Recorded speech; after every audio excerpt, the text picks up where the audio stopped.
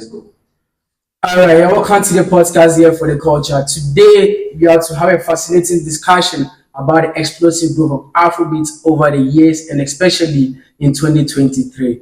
Despite the genre generating 100 million USD in revenue, shockingly, only 2% of those profits reach Nigeria, the epicenter of Afrobeat. This revelation was made by Mark Rodriguez, yeah, pardon me, it's a Spanish name, so yeah, I'm Ghanaian. What do you think? Mark Rodriguez on Air Your Leisure podcast, and I'm thrilled to be joined by an expert, a leading expert in the Afrobeat industry who goes by the name Nee Metal to help us, to help us understand the genre's growth. You get me? Analyze the barriers preventing equitable distribution of revenue and to discuss strategies to prevent or to ensure that revenue is distributed properly and fairly. You get me? Afrobeat is making it internationally. So the local music ecosystem, Nigerian artists and other African artists making Afrobeat must be what's benefiting from Afrobeat's international popularity. So before I proceed or before we get started, I would like Nee Metal to give us a bit of his credibility statement.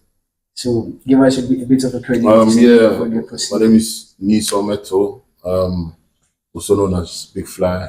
Like, I started from the video industry. I was one of the first to start a YouTube channel. I was like before the whole Grime Daily, SBTV, etc.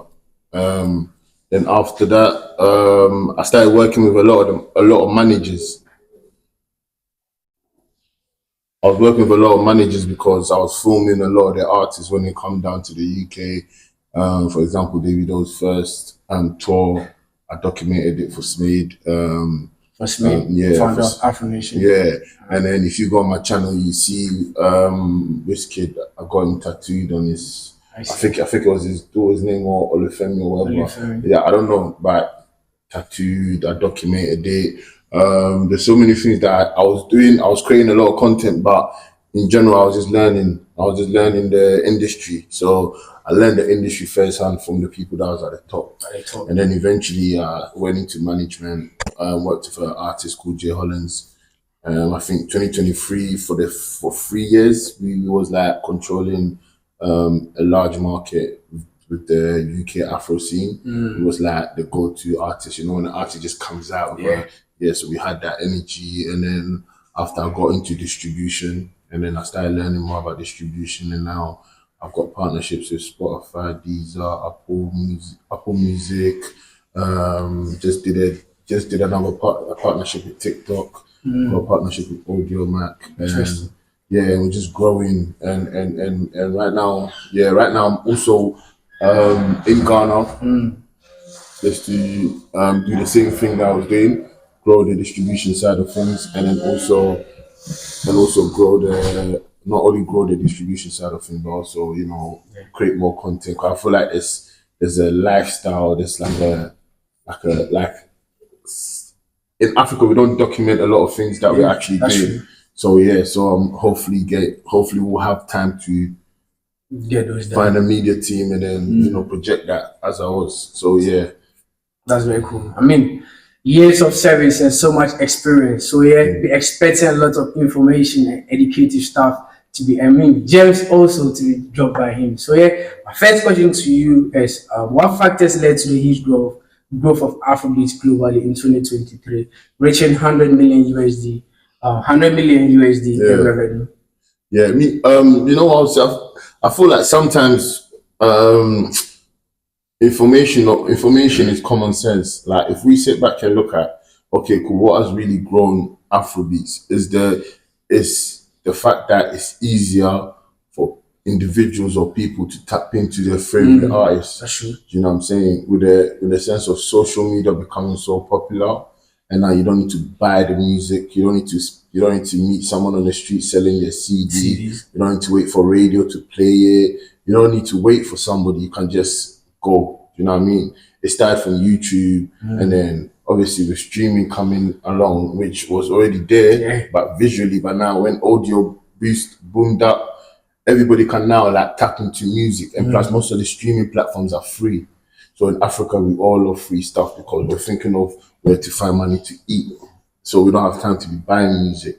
So I think it's in essence, streaming is a big factor with the growth of Afrobeats because when Africa and money is not lucrative or money is not something that can be easily obtained. So if you don't have to if you don't have to like find money to listen to your favorite artist, then you will have time to, you know what I'm saying, to support your favorite artist because now, oh, I could listen to him. I don't have to just switch on the radio to hear his song. I could go on Audiomack. I could go on Spotify. I could go on Apple Music. Yeah.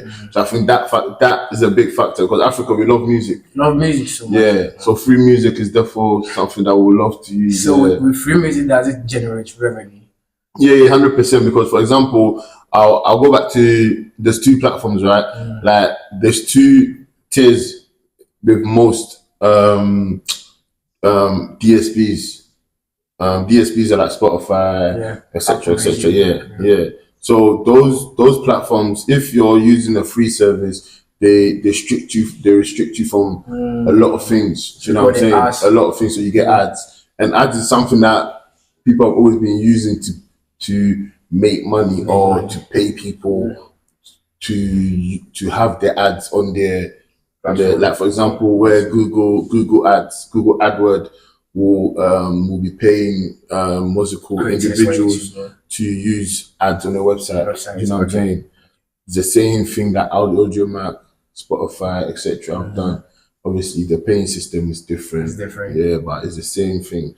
And then also there's different other ways like publishing, streams, people that have subscribed, the amount of money they're paying. I heard something like if you're paying, like for example, my Spotify premium is like $9.99 or something. $9.99. So the majority of the money that I pay goes to the artists that I listen to the most. Do you get? I see. So if I listen to Wizkid the most, what are the artists that you listen to the most? who are the artists that I listen to the most? I'm always working. You know? I'm always working. I'm always working.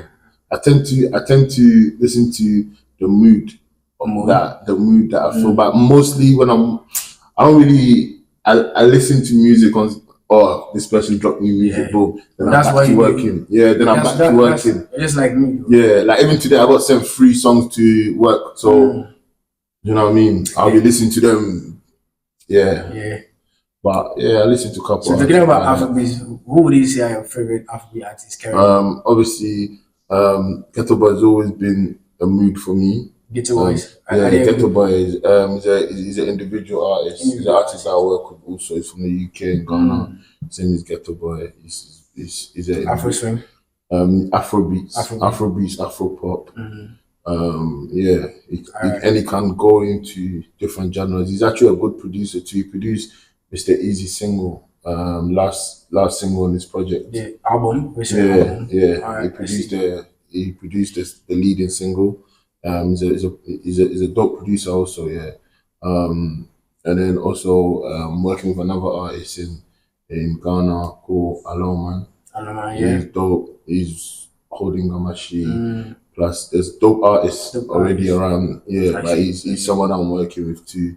And then there's other individual artists that, you know, to call the list like Shelter, etc. Yeah, I get it. So why is it that only 2% of this 100 million USD dollars in Afrobeats revenue actually make it its way back to Nigeria, the epicenter of the genre? I think the statement has truth in it. Might be all truth, but if he breaks it down, you understand it. You understand it well. I don't think it's broken down. It's more of a, you know, when you read something like it's a statement to create controversy or to create a conversation. You don't think it's true? No, I don't know that it's not true. It's like there's a reason. It's a reason. You understand? When you read it and you don't understand it, you're like, rah, this is crazy. Yeah. But then when you read it and then you understand it, you're like, okay, cool, this makes sense. Because you gotta understand that, okay, cool. That percentage that's gone to Nigeria, how many of that amount is actually on premium account, on premium account. or how many of that is on free accounts, or how many of that's actually streaming it via where they, you know what I'm saying, via Spotify, Apple Music, etc. Or how are they listening to the music? Do you know what I'm saying? And then also music is very territorial. Like streaming is very territorial. The amount you get for 1 million streams in Nigeria won't be the same if you get in the UK. It varies. Yeah, and then most of the talents too that are doing the crazy numbers, they're all signed now, either to a distribution company or to a major. And the majors are normally outside of Africa, so the money needs to go to where it needs to go to. Do you know what I mean? So yeah, there's different variables. Like, but if you want to talk about streaming money, Africa just got into it recently. Yeah, I don't think it's been 5 years. I'm not too sure, but Africa, only Spotify got into Africa recently. Apple Music's been there for a while. Do you know what I mean? What about Audiomack? Audiomack has been there for a while. That's why Audiomack, Boomplay, etc. are very strong in their territory. Do you know what I mean? Yeah. So yeah, so it's still a growth. Still a growth. Yeah. All right, I see. Thank you. So what are the key challenges and barriers preventing more of the Afrobeat revenue from being repatriated to the artists and industry in Nigeria? I think a lot of times it's information. Because it's like some of the things that they're doing is DIY, you know, and where I have access to information, I have access to buildings and offices and institutes that can guide me. They don't have that. Some countries can I use it? Buildings, access to it. Like buildings. When I mean buildings, like we have a building. I always forget the name, but it's full. It's just musicians or music business. It's a whole building. It's got different what's it called? It's on different places in London, and it's literally you can go there and meet a executive of Warner. You can go there and meet a superstar artist. You can go there and meet Travis Scott. Literally, it's like a youth club, but it's for artists. It's for just entertainment business. You know what I'm saying? As in, like musicians, producers, managers. It's called Soul House. You know what I'm saying? And there's different ones. But you see, if you're in Ghana, you'll be like, so where is that? Do you know what I'm saying? You know, like there's not that much opportunity as an artist. So every artist, I've noticed, like every artist, they all like flock to there. When something comes up, they all go there. And sometimes when you go, they just meet the same people. And you see that they're lost. You know what I'm saying? They're just looking for something to make sense to get. But I think a lot of people here also, they hold information back. So there should be more information. So holding information back, you kind of like gatekeeping. I don't think it's just gatekeeping. Also, I think it's just the fact that they don't even know how to project the information back to you. Right. Okay. You know what I'm saying? They don't know. They know how to do it, but they don't know how to show you, or they don't want to show you. Do you know what I mean? But I don't think it's gatekeeping. Yeah. I don't think anybody's in the right position. Like, obviously, there's one or two people, but I don't think anybody should see Ghanaian artists or Ghanaian music industry at the right position to gatekeep anybody. You know what I'm saying? Because right now we need a flood of people to enter. Then you can then think of doing gatekeeping. But right now, if you're trying to gatekeep, you're not supporting the culture. The drips of water, it's gonna take long before you can actually sip. But if you allow the pipe to flow, we'll have a pond. Everybody will be sipping, swimming, and enjoying life.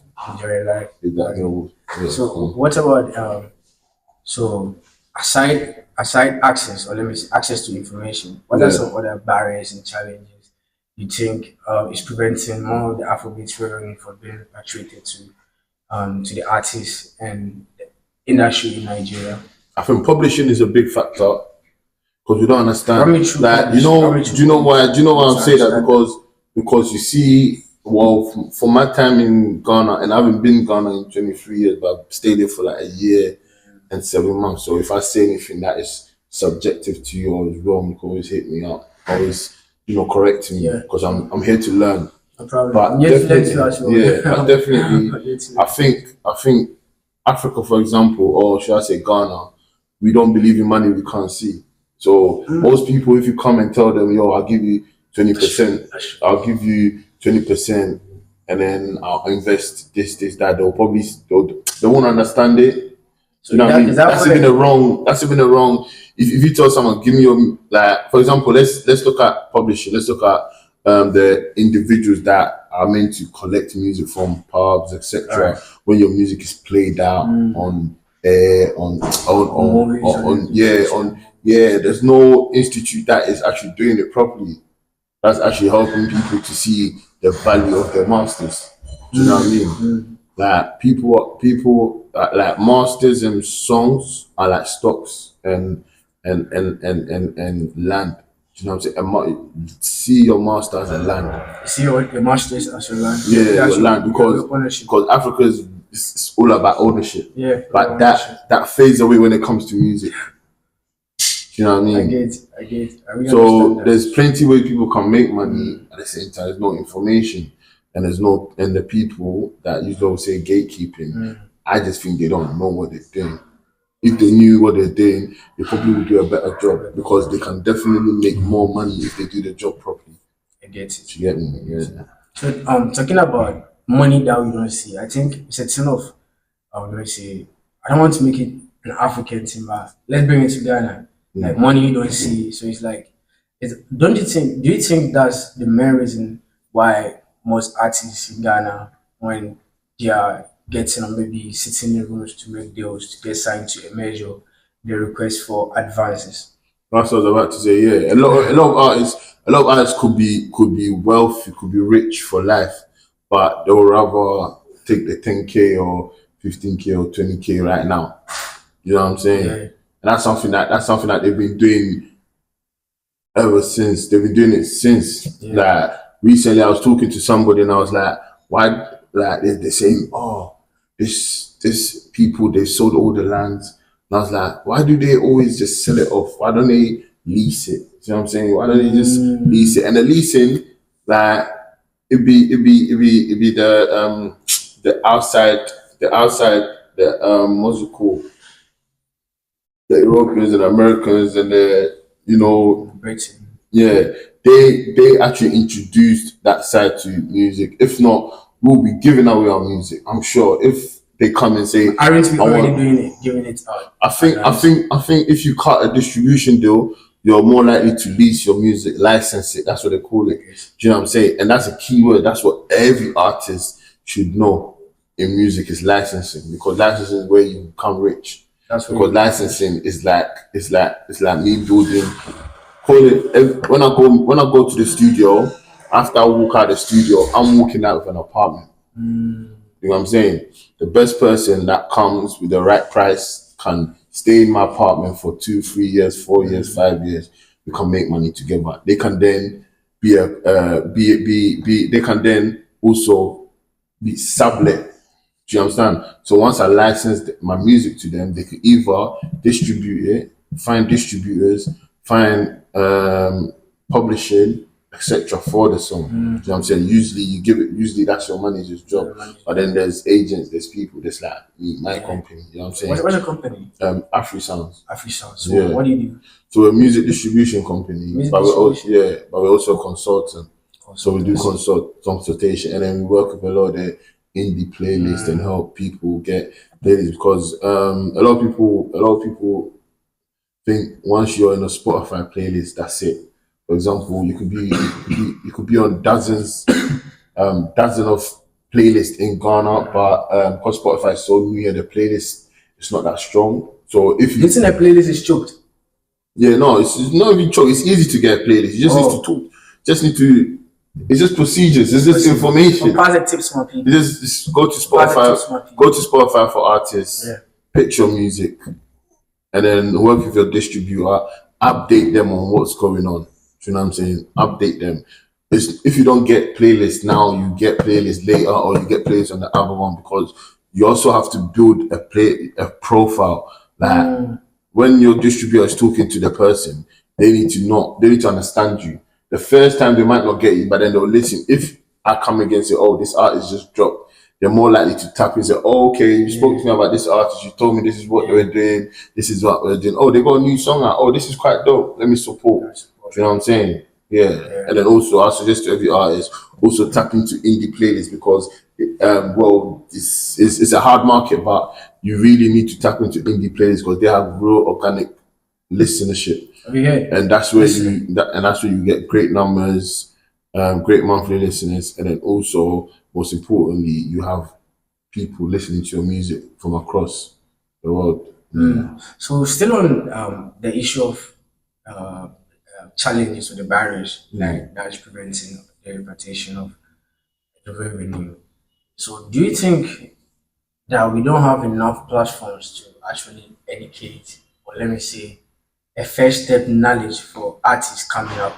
Yeah, You get me? So I like don't think education for artists. I mean, I haven't seen it because me right now, if I get up and say I want to learn about streaming, if I'm in Ghana, I'm saying I Ghana, mean say I as an want to learn. artist, for Yeah, an yeah. artist. If I'm an artist, say I want to learn more about where my music is going and how it's getting monetized. Where would I go? I have to go online. There's no institute or That's what I'm anywhere. thinking about. Like for example, there's like when I was managing, when I stepped away from management for like a year or something, there's this Notting Hill Arts Club. Notting Hill, what's it called? They teach. In the UK. Yeah, yeah. Like I just typed in want to learn music. So many things come up. Wow. Do you get?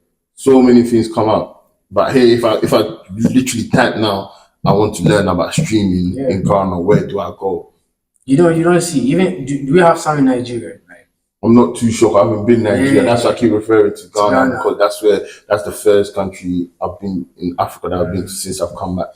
I haven't been to know about African countries. because I mean, like for you to education is so important. I mean, in every industry except not only you music, but in every industry to get a first-hand knowledge of how revenue is being gained and distributed.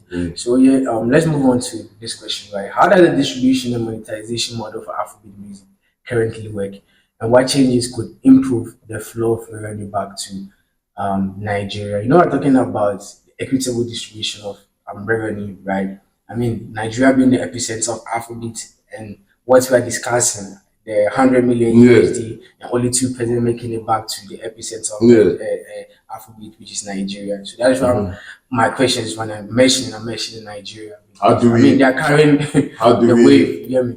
How do we obviously more premium users, better payout from the people behind the system. Also, I think one major thing is the education of streaming and how it works, and also deals and opportunities, and why you should learn and not be an artist just in the studio. Yeah. You know what I mean? And also one of the key thing that I feel like can help when in terms of streaming is obviously it takes time, but the DSP is also helping out more. Like for example, in like in East Africa, especially Uganda, the artists over there they always telling me they're struggling because they don't get support. Do you know what I'm saying? So like some countries still depend on YouTube For streams, for monetization. for everything, for like views, etc. Most countries, most third world countries, obviously because YouTube's been there for a while. Yeah. But obviously you need more offices, more support. But majorly we just need to also work. We don't need to ask for help. We just need to work really. So I want to know so what changes could improve the flow of revenue back to Nigeria, let's say any African country making, Afrobeat, Yeah, yeah, not yeah. just Nigeria, but any other Africa like Ghana. Yeah, I think the fact that the territorial payout can help. Territorial payout can help. More support, bigger offices, bigger teams, and then the, I don't know if I could say make it less competitive, but if it was less competitive to get on African Heat or less competitive to get on, Afrobeat hits or less competitive to get to some of these playlists, I think it would be great. But at the same time, we can't, you know what I mean? There has to be some sort of traffic. There has to be some sort of traffic ordering to make sure quality of music People are getting what they deserve, marketing, promotion, investment, consistency, branding, touring, all of these things. And one funny thing is, how do you capitalize on merch in Africa? Because It's an even issue. even I think Gucci, I'm it's sure an even issue. Gucci is losing money in Africa. You know what I mean? It's an issue. Like, yeah, as soon as something We gets should talk about popular, it. Let's talk about monetization, merchandising, mm, merch. Let's talk about it. yeah, like I haven't figured it out because it's easy for someone to copy your stuff, man. I've been in a room and someone's walked in with my logo and I've been giving it to them. I'm like, yeah, hey, yeah. Do you know what I mean? Like, but that's how they show support, innit? That's how they show love. Like, you go on a taxi, for example, you be driving and you see a lorry, you see Shatawale's picture, poster on there. See, that's love, Yeah, man. that's That's love. And that's what, and that's something I said to somebody. Like, in Africa, you get, that's their money, is the love for you. It's the love When they see you and they scream and they shout, that's how they express, like, you know what I'm saying? Where in Europe, someone might love you, but they won't even say it, but they will be paying for your tickets, paying to come to your shows, etc. But they might see you and just snap. In Africa, they'll scream, they'll shout, they'll take their top off because they don't have nothing to give you but crazy. love. Do you know what I'm saying? From the heart. Yeah, from the heart. Do you know what I'm saying? No money should be. If that can change, African art, bro, most of us are kings, in like look at someone like Shut Up. You know what I mean? Some artists don't have the type of fan base he has, Yes. but they have crazy numbers of streams passing. Do you get me? You're making more. Yeah, crazy visibility passing, but he has core fan base. If he can turn his core fan base into viable source of Income. funds, I wouldn't say income because he's already got an income, but source of funds where he's dropping merch and they're buying it, he's dropping tour tickets and they're buying it, they're subscribing to his content and he's turning into money.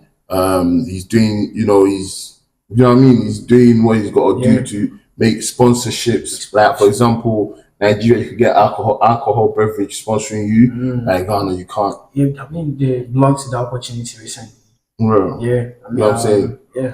So there's so much things that we're limiting. Talking about merch, you know what I think is the issue with merchandising in Ghana is the replications. Yeah, It's an issue. But imagine that always happens. That only comes out to merch, like SM family or let's say SM movement. Someone in the next 1 week or in the next month is out with the exact same one I've come in the market with a lesser price. I've come and seen big fashion designer or big fashion houses with clothing that they haven't released in. You know what I'm saying? I've come and see Gucci on things that I didn't know Gucci made, bro. You get me? You get me? Even it's so bad all the way to the clubs where even the alcohol and the drinks that they consume are not even real. Yeah. Do you know what I'm saying? They're fake. So if the drinks can be manipulated, imagine something that is just written on the top. Because I mean, Zlatan, right? Zlatan, Nigerian artist. I mean, recently launches merch. Yeah. And I mean, the next week or the next few days, you see it in the market. People have created replicas. It's crazy. Sport damaging it. Not promoting his source of income or maybe ways that he can make money. Disheartening. I mean, we have no fear. We have no fear. You have no fear. We have no fear. It's spoiling business. It's spoiling. I mean, I made a post about it on Instagram. And artists that I think that in Ghana they're actually taking the merch seriously is Reggie. Reggie, Asaka Boys. Yeah, and Darko Vibes too. I think he has a site where he sells his merch. Is Stonebwoy doing it still? I don't know. I'm not too sure. But Darko Vibes is really innovative, especially with how he's marketing his new single Wi-Fi. It's doing great. Yeah. But Darko Vibes is definitely a very innovative artist. So moving on to the next question. How are Nigerian artists, producers, and industry leaders trying to address the revenue imbalance? Should we make it Africa though? Not just Nigeria. You get me? I mean, so how are African artists, producers, and industry leaders trying to address this revenue imbalance, and what strategies are proving most effective? Mm, hmm. That's a good question. Yeah. Can you say again, please? Sorry, I got So, distracted. how are Nigerian? Not, I don't want to make it Nigerian. Yeah. So, how are African artists, producers, and industry leaders trying to address this revenue imbalance?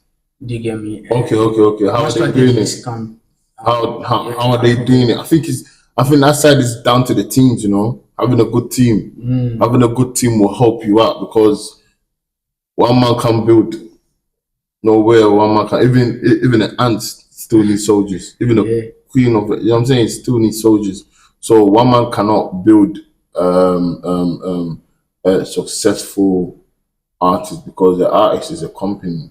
But once the artist is a success, they can generate different type of revenues, opportunity. Do you know what I mean? So if you don't know and you've got an artist that's streaming crazy right now, tomorrow they could stop streaming. Like if you know and you have the right team, they can start tapping into shows. You know what I mean? They can start tapping into, okay, cool, let's do some brand partnership. Oh, sometimes I'm mere artists and they're so like they can speak so well. You know what I mean? I'm like, oh, you should create a podcast. Yeah. You know what I mean? Yeah, like, look at someone like DDG, DDG. yeah. NLE Chopper. It's got on YouTube channel. NLE Chopper sells products, He's on health products. YouTube, vlogs. If you're an artist and you like basketball, well, create. You know what I'm saying? Get involved in basketball, or like you don't have to. I'm an artist. I make music. Like if you're an artist and you like skating, tap into that because then you can because then you can start creating skateboards with your name on it. Tap into a whole new. So it's just having a team and having guidance in each sector because it's business. It's business. Let's even go back to like the USA, right? America. Look at the streamers right now. They're pulling big numbers. And these artists, their entertainers are actually making their way into these streams. You find Loyalty on Kai streams often. You find what do you call it? Kanye wants to be on Kai streams, and they've created platforms and opportunities for their artists to actually be able to see. Skilla Baby was on stream with this year first and showed interest. They don't have a choice. They don't have a choice because streaming is a big thing. Stream. Yeah, make extra revenue. T-Pain recently said that he's made most money on what's it called, playing video games than. You know what I mean? So you know what it is, you know, every artist is Achilles heel is if no one's listening to them. Do you know what I mean? Like think about it, every artist Achilles heel is like if no one's listening to them. So they become less of a person if they feel like they don't have no audience. Do you know what I'm saying? So every artist's advantage, or what's it called? Every artist's strength is listenership. That's how we judge. Do you get me? Like how many people are listening to you? Do you get me? And once you understand, okay, cool. So, this amount of people are listening to me. I could run and get money. Yeah. Like for example, I'll give an example. In the UK, if I have 100k followers, I can get a check somewhere. That's true. Do you know what I mean? I think it's only recently it's happening here, but most artists will have like 500,000, 1 million followers, dude. They're not getting no checks. They're getting no checks. Do you get me? I feel like Afrobeats also traveled quicker because when I was managing my artist, whose name was Jay Holland, I got to see Europe and the world where there's artists that have been doing rap and hip hop, etc. that was bigger than him, but they never traveled to go do shows. Do you know what I mean? So our music travels quicker. Like Afrobeats actually travels quicker. Do you get me? That's why as soon as they gave us opportunity overseas, it just spread it so fast. Do you get me? Because our music is good vibes. Good vibes. Do you know what I mean? It's good vibes. It's more. It's made to put you in a good spirit or educate you about love. You know what I'm saying? Okay, so that make you want to, destroy somebody or kill somebody. So what you're saying, I've gotten 3 extra questions to ask you on. So talking about ownership, do you think with the way Afrobeat is going international, are we gradually losing ownership and authenticity? No, I don't think we're losing. I don't think we're losing, but I think, I don't think we're losing, but we're also giving. Kevin? We're also giving because there's not a lot of independent artists that are in a that you say are performing at a high level. Most artists that perform at high levels got the machine behind them. Yeah. You know what I'm saying? Machine. Nobody, you can't find me an artist that's totally independent. Let's say quote unquote working on. Let me give you an example. Like this joke is an independent, just like we are, right? Yeah. But I don't believe competition. If you're with this joke, it's cool. Like let's give an example. This joke, I don't know an Afrobeat artist that's literally on this joke that is performing or streaming at a level of like Uju, Bosch, those Burna Boy, those big artists. Like you need the machine. That's where our genre is. Our genre is where the machine is right now. The machine, because the machine also knows that it needs us because we stream. Stream. Do you get me? We Of the stream. numbers. And we're spread about. Like there's an African in every country. Yeah. You get me? You can't count It's how an many African Russians in every are. country. You can't count how many Russians are in Ghana, but you can't. But you lose count how many Ghanaians are in Russia. Yeah. Do you know what I'm saying? There you go. Especially Nigeria. They're everywhere. That's why we can tour and do so much shows. I get it. Past like last time you see like most UK artists say they're doing a tour. Like small time no artists get like 3-4 singles now. He's traveling the whole world. Literally, do you get it? Traveling the whole world. So do you think listenership translates to core audience? Not anymore. Not anymore, right? Not And anymore. does it determine what's an artist's success? Not anymore, man. I think there's more to it now. You need to have people will call it a gimmick, but it's not gimmick, it's marketing. You need to have something. Yeah. Do you get me? You need to have something, like something's got to give. Do you get me? So it's like Like, for example, last, regardless of what it is, the gimmick behind it is the song was about Stefflon during the relationship. You need to have some sort of story. You need to have some sort of something to attach so that I remember. Do you get me? I'm not gonna remember if it's just a song unless it's that. That's why Terminator, I can promise. a gimmick, was the routine. You know what I'm saying? They pushed it through the routine. Yeah. You need to have something needs to be attached Attached to the track. It can't just come out. You know what I'm saying? Like one of the biggest songs in Ghana as we're recording is the Currently. Dope Boy. Dope Nation song. The song with the Agado guy. Yeah.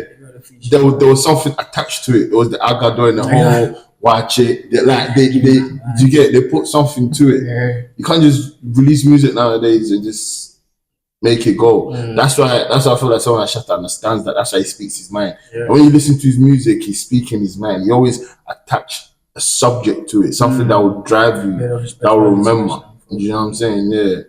So yeah, that's like when most of these artists, when they release music, they always attach something to it. That's why right now marketing is a serious force. Yeah, marketing helps you stand out from the rest. Branding also helps you stand out from the rest. Yeah. Promotion just gives you that leverage to actually stand out. Do you get me? Because once you do a good promo and they turn around and say, who is this guy doing the promo? Oh, he looks good. Yeah. That's the marketing. And then, okay, cool. Branding. Oh, I wanna be like him. Yeah. Do you know what I'm saying? I like the way he is. That's branding. Marketing is like, oh, okay, this. Do you get it? The promotion is that I'm hearing it. Yeah, so you just need to have all of those things right. Because when they look at you, like you only have one opportunity to get somebody to be like, okay, cool, I like this guy. I like this artist. So you need to get that right. Because when they look at you and they don't like you, it's gonna be harder for them to like you again. Because there's so many content, there's so many good content. Yeah, there's so many things happening. And content is now a big part of being an artist. So like talking about how exorbitant Afrobeat artists charge these days for organizers or show promoters. So I don't think it's a worrying factor to maybe some of these reasons. Why do you say that? Yeah, so I'm saying that because you see, show organizers are complaining. Show organizers and promoters are complaining That that are Afrobeat expensive. artists are expensive these days to be booked for shows. Because I remember Ashok City, Adesope made a very, impeccable statement on that, or maybe say, let me say, delivery on that. He said that looking at an artist like Burna Boy, when you book Burna Boy for a show, and no matter the sounds of money and millions of dollars that you put into Burna Boy, he's pumping extra more than that money. There's a ripple effect of certain artists when you actually pay those exorbitant charges to bring them on board. Do you get me? The return on investment is huge. But with certain artists that maybe you organize a show and you know that the revenue that they are bringing, the people that they are pulling, the revenue, the return on investment that they are pulling back to the promoter or to the event organizer is not something to be pleased about. Do you get me? But yet But still they they charge charge exorbitant prices for. Yeah. So it's becoming a Most, worry. most times, Most I think most times, it's a word, right? Let me. I just want to make sure it's the right.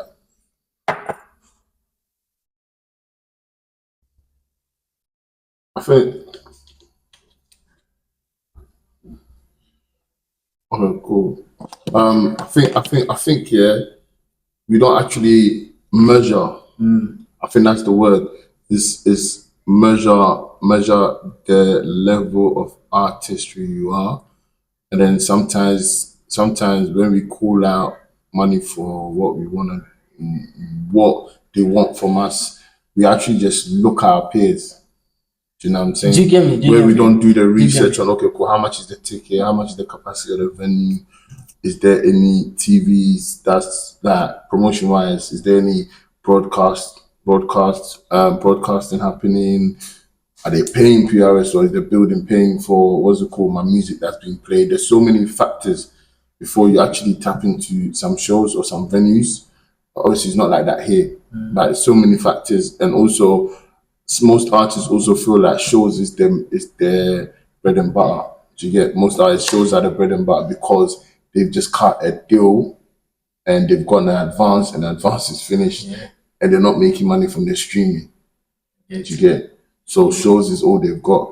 So Do you the get fact me? that okay, so right now, the fact that some artists the shows is all they got doesn't mean that to cater for every, coming incoming demands or necessities, Yeah. you must charge prices that maybe is above Yeah, what but you I feel can like actually provide, I feel like what you can actually I feel bring. like we ethnics we always overprice everything. Yeah, We always overprice everything, and because it's for the counterpart to bargain. bargain, Because if you go somewhere, they'll overprice it. overpriced. You know, They you always can't prove overprice that everything that return because on investment. we always project how big we are before we actually get there. Like we always, I'm huge. You know what I'm saying? Everybody thinks they're bigger than Facts. When it how happens. big they actually are. Do you get me? So if somebody's worth like 3K for a show, they will say 8K. Do you know what I'm saying? Because they just call out the number. Hey, let me throw a ball into the. If it comes back and it says yes, yes. If it says no, do you know what I'm saying? Yeah. Yeah. So I am just. It's just having the right structure in terms of shows, in it, picking shows and how much you want for shows, and I mean, you get. right procedure. So what do you think of Buji's statement on Afrobeat that Afrobeat music doesn't uplift and doesn't seek to free Africa? I think that's subjective. Do you know what I'm saying? I think it's subjective to a sense of if I feel like a genre is not supporting where I feel like its roots are from, I'm always gonna have something bad to say.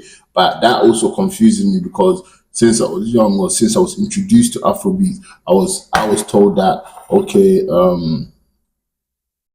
Afrobeat, Fela came Ghana, heard the sounds when they modified it, and then it exploded outside of Africa, and then it was called Afrobeat, That's and what then some of the elements. we just modernized it with the S. What he's talking about is Afro dancehall, Afro swing, where we have the dancehall element, but you cannot say high life Dancehall influence. is influenced by dancehall, is Or reggae. influenced by reggae. You know what I'm saying? Like there's some level of, but at the same time, our forefathers might have been listening to them because at the end of the day, Jamaicans stem from Africans, right? Yeah. So that's our roots. That's our roots. So if the rhythm that we have in our music is in your music, it's because we are the same. Because he's talking about giving props, like props giving, that we as Africans, or let's say African artists, we're not giving enough props to dance. Yeah, but they wasn't giving props when they were top of the game.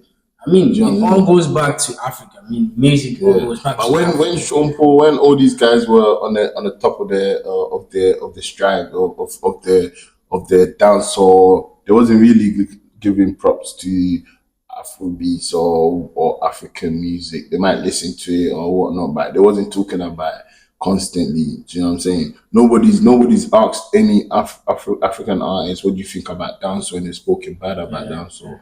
Like most like dancehall is a very big genre in Ghana. Do you know what I'm saying? It used to be one of the number one where the dancehall wasn't complaining. Now it's not number one anymore.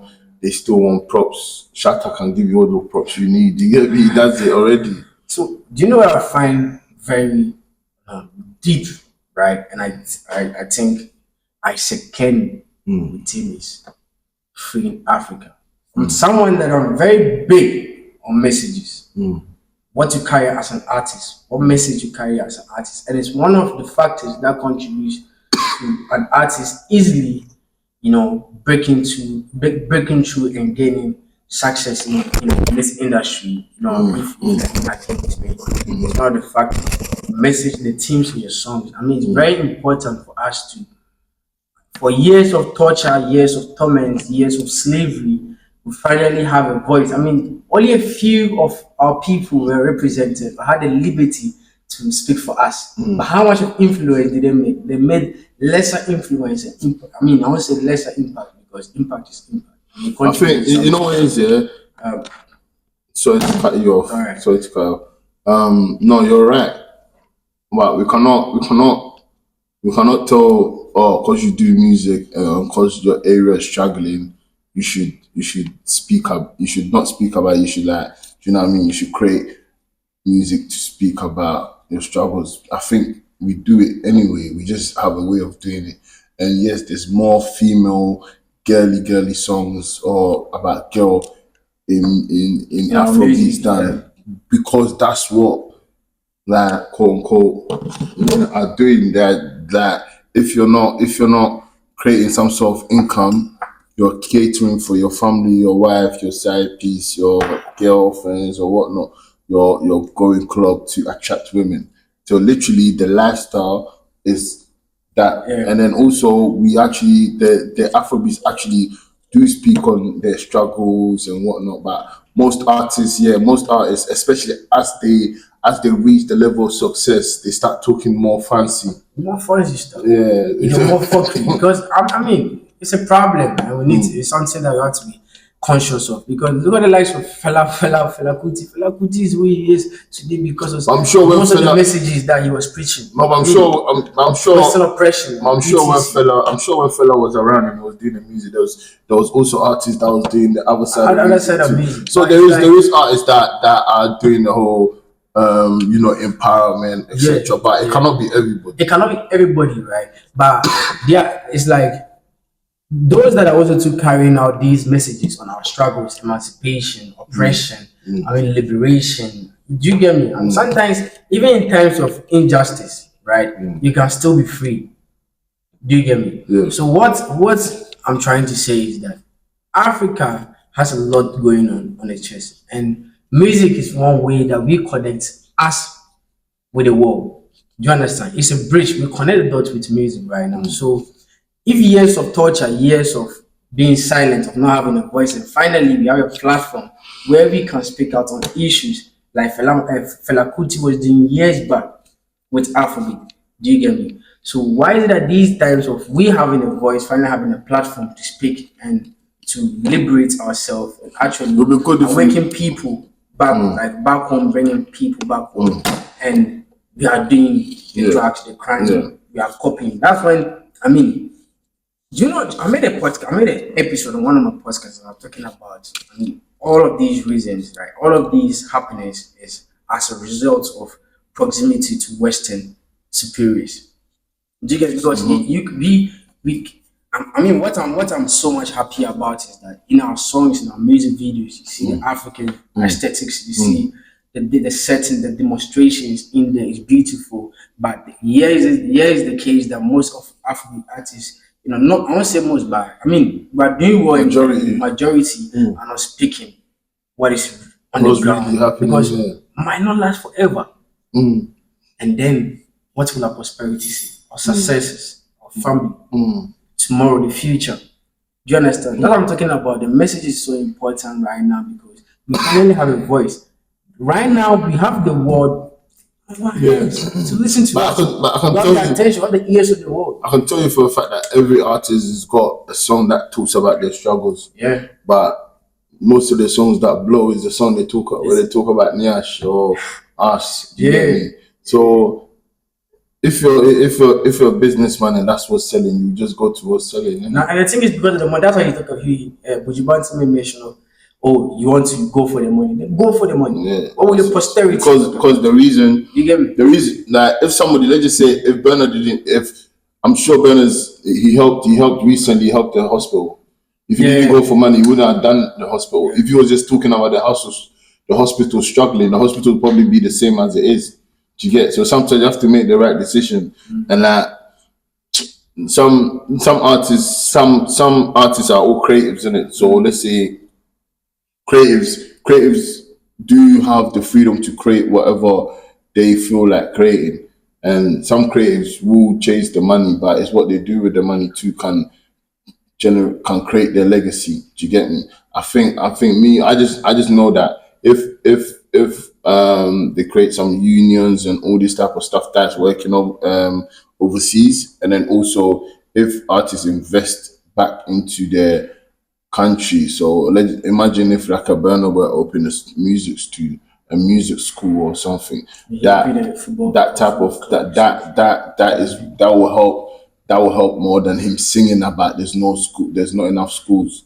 Do you get me? Yeah. I think that's what I mean, with we need to Bernard, look he's at. doing well with that, the messages that he posts out. Yeah, Bernard he's is good. Yeah. doing absolutely. It's still going. Black I mean, Black me Sheep personally, is I'm not too worried about the messages in the music. I'm worried about what they do when the music is successful.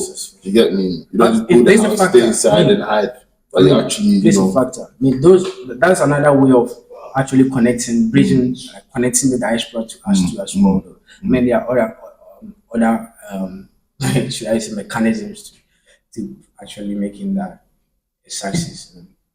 Yeah, I mean, it's interesting that African music is he's doing well. Yeah, doing well. yeah, We should be definitely. conscious of certain things. Definitely, Africa is different. Africa is not like the West. definitely. The influence of westernization has become so rampant. Becoming a problem. It's becoming a problem, and that's why you have these. I don't want to get into that. I want to mention it. It's sensitive. Yeah. Culturally sensitive. I don't want to talk about that. So yeah, you need to be conscious of it. So talking about looking ahead, right? What are the key steps needed to ensure Nigerian creators, African creators, Ghanaian creators, right, and the Afrobeat ecosystem can more equitably benefit from the genre's international success? I think we have to embrace tech in music. We have to embrace AI. Don't sleep Go on deep it. for us. Don't be scared. Don't think AI is gonna make the job. AI makes the job easy. AI makes the job fun, but it's how to use it because computers was once said to, and it's helped a lot of people make money. So there's no way to hide from it. I'll just say, just give AI a chance, man. In music, see how it can help you. That's how I see a big answer in your question. So what about the equitable distribution of revenue? How, let's say, you want to hear that out of making 100 million USD in revenue, 50% is making us 80, let's say 90% is making 90% of those profit is making its way to the epicenter of athletes.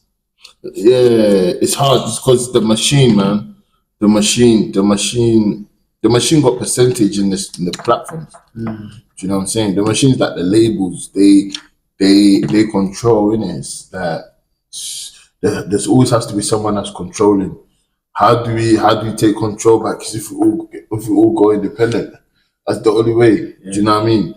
Or so we have to wait for the people out, the judges and the lawyers to create a system that benefits the creators more. Like better splits, better money, better drips of royalties, yeah, and a better structure for artists that want to just try and be full artists. You know what I'm saying? To be able to live on your streams. That's true. You know. All right, man. Been a very interesting conversation. If you're not subscribed to Trenton Club, subscribe right now. Go to my YouTube channel. Subscribe. Turn on your post notification bell so that you always be first to be notified whenever I drop a new episode. Follow Trends O'Clock on all social media platforms. And follow me, St. Francis Xavier, on Instagram. Yeah, let's give it up, bro. Yeah, Social. follow me, Flystar FLI5STAR, and check out my platform, Afri Sounds, AFRI Sounds SONDS, and yeah, let's connect. Let's keep sharing the information and learning. Let's keep educating and making sure that the culture is being represented fairly and well, being pushed to fairness. You get me? So yeah, until then, see you another time. Peace. Cheers. Like how you made the alcohol last the interview. Okay.